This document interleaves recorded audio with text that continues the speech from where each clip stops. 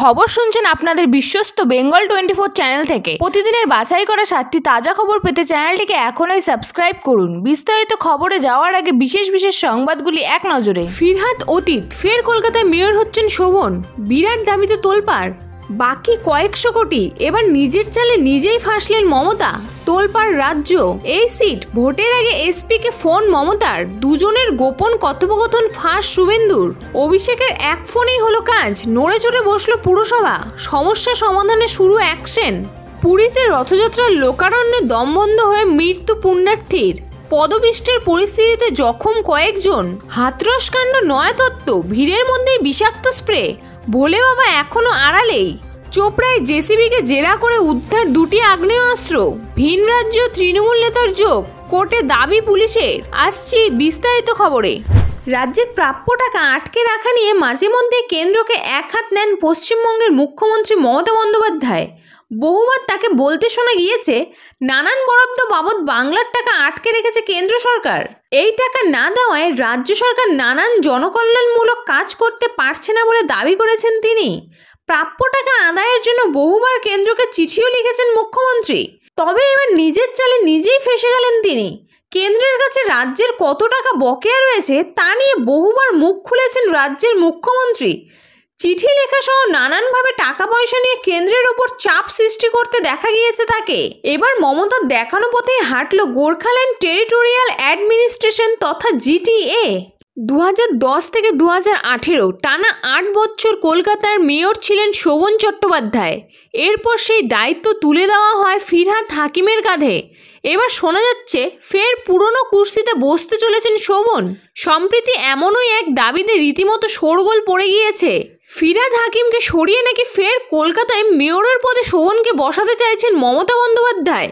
সম্প্রতি এমনটাই দাবি করেন রাজ্যের বিরোধী দলনেতা শুভেন্দু অধিকারী। তিনি বলেন, ববি হাকিমকে মেয়রের পদ ছাড়তে বলে দেওয়া হয়েছে, আমার কাছ থেকে শুনে নিন। ইতিমধ্যে এই নিয়ে প্রতিক্রিয়া দিয়েছেন ফিরহাদ নিজে। এবার মুখ খুললেন শোভনের স্ত্রী তথা বেহলা পূর্বের তৃণমূল কংগ্রেস বিধায়ক রত্না চট্টোপাধ্যায়। লোকসভা ভোটের পর এবার বিধানসভার উপনির্বাচনের পালা। আগামী 10ই জুলাই রাজ্যের 4টি কেন্দ্রে ভোট রয়েছে। এর মধ্যে অন্যতম হলো বাগদা। তার আগে এদিন বিজেপি প্রার্থীর হয়ে প্রচারে নামেন রাজ্যের বিরোধী দলনেতা শুভেন্দু অধিকারী। আর সেই প্রচার থেকেই মমতা বন্দ্যোপাধ্যায়ের বিরুদ্ধে বিস্ফোরক এক অভিযোগ আনেন তিনি। এদিন সিন্দানিতে বাগদার পদ্মপ্রার্থীর বিনয় কুমার বিশ্বাসের হয়ে প্রচার করেন শুভেন্দু। সেই সভা থেকে তৃণমূলের সুপ্রিমো মমতা বন্দ্যোপাধ্যায়ের বিরুদ্ধে এক চাঞ্চল্যকর অভিযোগ আনেন তিনি। নন্দীগ্রামের বিজেপি বিধায়কের দাবিতে রীতিমতো শোরগোল পড়ে গিয়েছে, শুরু হয়েছে চর্চা। ভোট প্রচারে বেরিয়ে বাগদায় হাড্ডাহাড্ডি লড়াইয়ের কথা বলেন শুভেন্দু। এরপরেই তিনি বলেন, তৃণমূল নেত্রী নাকি ভোট লুট করতে চাইতেন। তিনি বলেন, রানাঘাট দক্ষিণ বাগদা আসনে জেতাতে নবান্ন থেকে এসপিকে ফোন করেন মমতা। কি কথা হয়েছে দুজনের, সে কথাও বলেন বিরোধী দলনেতা। পুরীতে জগন্নাথের রথযাত্রার সময় হুড়োহুড়ি পড়ে যায় ভক্তদের মধ্যে, আর তাতেই পদপিষ্টের মতো পরিস্থিতি তৈরি হয় বলে দাবি। এখনো পর্যন্ত একজনের মৃত্যুর খবর পাওয়া যাচ্ছে, তবে কী কারণে মৃত্যু তা এখনো স্পষ্ট নয়। স্থানীয় সংবাদ মাধ্যম সূত্রে খবর, ভিড়ে দমবন্ধ হয়ে মৃত্যু হয়েছে ওই ব্যক্তির। ঘটনার পরপর ওই ভিড় নিয়ন্ত্রণ করতে উদ্যোগ নেয় স্থানীয় প্রশাসন। সংবাদ মাধ্যম সূত্রে খবর, রবিবার পুরীর জগন্নাথ মন্দির থেকে রথ বার হয়। রথ উপলক্ষে রবিবার পুরীতে জনসমাগম হয় লাখ লাখ মানুষের। রথ পুরীর গ্ল্যান্ড রোডের ওপর দিয়ে যাওয়ার সময় বিপত্তি ঘটে। প্রত্যক্ষদর্শীরা জানাচ্ছেন, রথের দড়ি ধরে টানার জন্য হুড়োহুড়ি পড়ে যায়, তখন ওই পদপিষ্টের মতো পরিস্থিতি তৈরি হয়। ভিড় থেকে বেরিয়ে আসতে চান অনেকে, তাতেই বিপদ বাড়ে। ঘটনায় বেশ কয়েকজন পুণ্যার্থী জখম হয়েছেন। খাটাল সমস্যায় জেরবার পুরসভা। একদিকে খাটালের গোবরের নর্দমা বুঝে যাচ্ছে, যার জেরে নিকাশি সমস্যা দেখা দিচ্ছে। অন্যদিকে এসব পরিষ্কার করতে পুরসভার কোটি কোটি টাকা চলে যাচ্ছে। তাই এবার এই সমস্যা সমাধানে বড় পদক্ষেপ নেওয়া হলো। এতদিন সমস্যা থাকলেও সেভাবে কোনো ব্যবস্থা নেওয়া হয়নি। তবে সম্প্রতি তৃণমূলের সর্বভারতীয় সাধারণ সম্পাদক অভিষেক বন্দ্যোপাধ্যায়ের অফিস থেকে ফোন যেতেই নড়ে চড়ে বসলেন পুরসভা।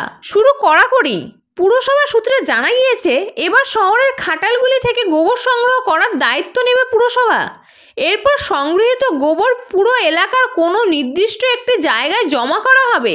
শীঘ্রই এই কাজ শুরু হয়ে যাবে বলে পুরসভা সূত্রে খবর। এই নিয়ে এবার কড়া নজরদারি চালানো হবে বলে জানা গিয়েছে। শনিবার পুলিশি হেফাজত শেষ হওয়ায় ইসলামপুর মহকুমা আদালতে হাজির করানো হয় তাজিমুলকে। তার আইনজীবী জামিনের আবেদন করেছিলেন, তবে সরকারের তরফে জামিনের বিরোধিতা করা হয়। একই সঙ্গে তদন্তের স্বার্থে আবারও পুলিশ হেফাজতের আবেদন করেন সরকার পক্ষের আইনজীবী সঞ্জয় ভাওয়াল। আদালতে দাবি করা হয় তাজিমুলকে জেরা করে 2টি আগ্নেয়াস্ত্র উদ্ধার করা গিয়েছে, তবে তার কাছে আরও অস্ত্র রয়েছে বলে দাবি করে পুলিশ। এমনকি ভিন রাজ্যের যোগও রয়েছে তাজিমুলের সঙ্গে, এমন দাবিও করা হয়। সরকারি আইনজীবীর দাবি, তদন্তের স্বার্থে তাজিমুলকে ভিন রাজ্যে নিয়ে যাওয়া হতে পারে, সেই কারণে পুলিশি হেফাজতের প্রয়োজন।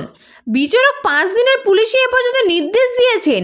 সঞ্জয় বলেন, নতুন করে অস্ত্র আইন যুক্ত করা হয়েছে।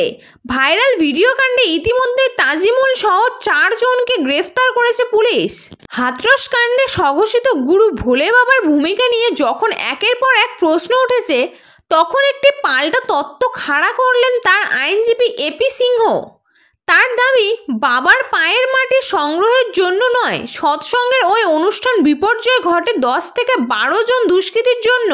তারাই সেই দিন পরিচয় গোপন করে সৎসঙ্গের অনুষ্ঠানে ঢুকে পড়ে ভিড়ের মধ্যে বিষ ছড়িয়ে দিয়েছিল, তাতেই বিশৃঙ্খলা সৃষ্টি হয়।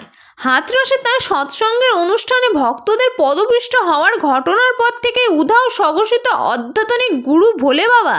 ওই ঘটনায় এ পর্যন্ত 121 জনের মৃত্যু হয়েছে বলে সংবাদ সংস্থা পিটিআই সূত্রে খবর। আড়াল থেকে ভক্তদের মধ্যে মৃত্যু নিয়ে সম্প্রীতি প্রতিক্রিয়া দিয়েছেন ভোলে বাবা ওরফে নারায়ণ সাকার হরি। শনিবার তিনি বলেন, ওই ঘটনার জন্য যারা দায়ী তারা কেউ পার পাবে না। এরপরে রবিবার সংবাদ সংস্থা পিটিআইকে তার আইনজীবী জানান, হাথরসের ঘটনার জন্য দায়ী 10 থেকে 12 জন দুষ্কৃতী। তারাই ষড়যন্ত্র করে ওই কাণ্ড ঘটিয়েছে। বিষয়টি সত্যতা যাচাই করার জন্য অনুষ্ঠানস্থলে সিসি ক্যামেরার ফুটেজ পরীক্ষা করার কথাও বলেছেন ভোলে বাবার আইনজীবী। সংবাদ শেষ হলো। এই ধরনের তাজা সংবাদের সাথে আপডেট থাকতে চ্যানেলটিকে সাবস্ক্রাইব করে বেল আইকনটি অবশ্যই ক্লিক করুন।